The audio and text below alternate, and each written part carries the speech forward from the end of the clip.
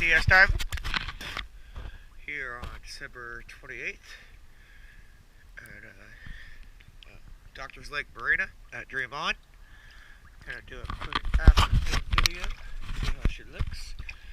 Took me about an hour to an hour and a half. She's pretty dirty, but cleaned up pretty good. I left a little bit of the surface line. You see all this stuff is coming off, but taking a while.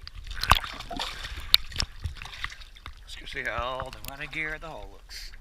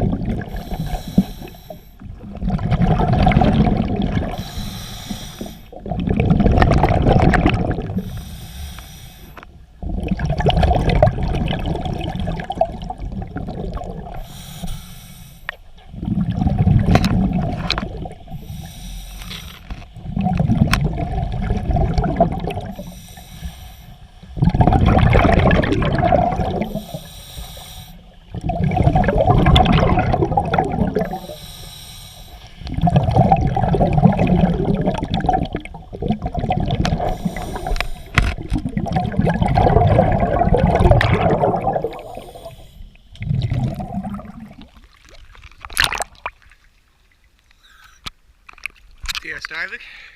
Thank you very much.